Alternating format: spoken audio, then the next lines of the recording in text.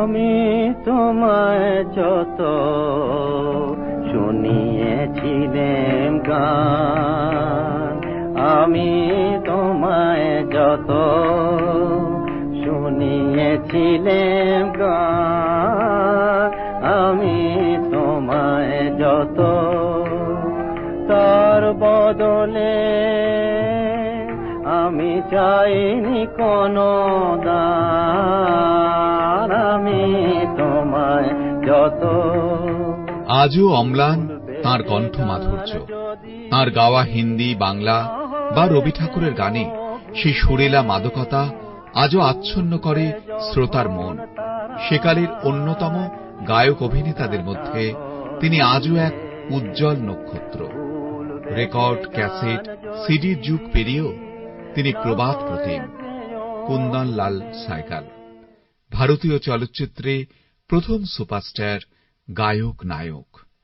একটুকু ছোঁয়া লাগে, একটুকু কথা শুনি, একটুকু ছোঁয়া লাগে, একটুকু কথা শুনি, তাই দিয়ে মনে মনে রতি মোহ ফাগুনি।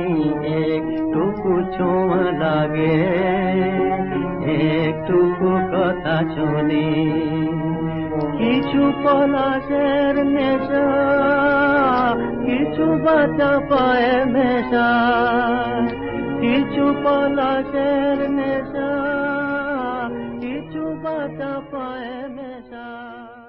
মায়ের হাত ধরেই গানের জগতে প্রবেশ। ভজন, কীর্তন সহ হিন্দুস্তানি ক্লাসিক্যাল মিউজিকের শিক্ষাও নিয়েছিলেন। বাবুল মোরা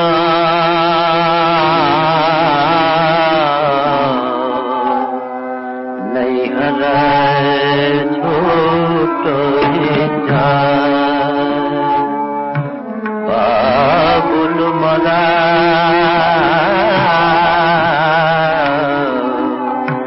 নৈহরা ছোট বাবুল মোরা মোরা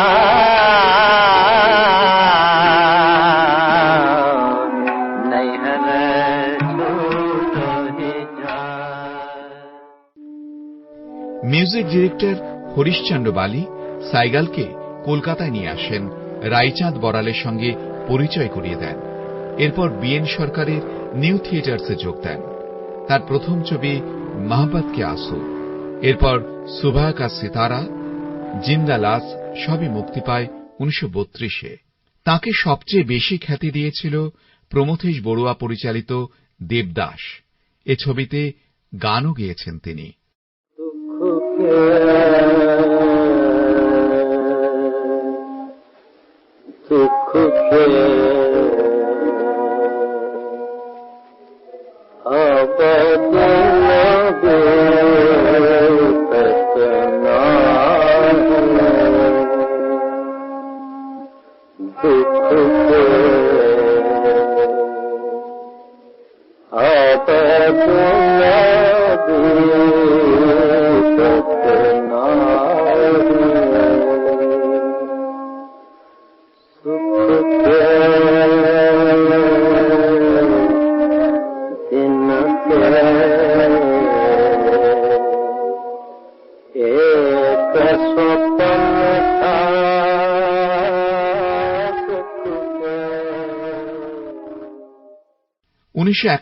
ডিসেম্বরে কুন্দনলাল মুম্বাই পাড়ি দেন।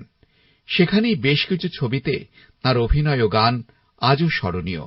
ভক্ত সুরদাস, তানসেন, দেশের মাটি, সাথী, মাই সিস্টার, জিন্দেগি, স্ট্রিট সিঙ্গারে তার গান ও অভিনয় একসময় মানুষের মুখে মুখে ফিরত। এক গভীর পরোপকারী মন ছিল তাঁর। গভীর রাতে বাড়ি ফেরার পথে জুহুতে এক ভিখারিকে ঠান্ডায় কাঁপতে দেখে তিনি নিজের গায়ের কোট খুলে তাকে পরিয়ে দিয়েছিলেন। মুম্বাই থাকাকালীন তাঁর বাড়িওয়ালা আর্থিক সমস্যায় তাঁকে 40,000 টাকার বিনিময়ে বাড়ি বিক্রির প্রস্তাব দেন। সাইগাল তাঁর সেই দুঃসময়ে কম দাম না দিয়ে বরং বাজার দরেই 45,000 টাকা দর দিয়ে বাড়িটি কিনে নেন। 1947 সালের স্বাধীনতার বছরে মাত্র 42 বছর বয়সে আজকের দিনেই তাঁর জীবনাবসান হয়।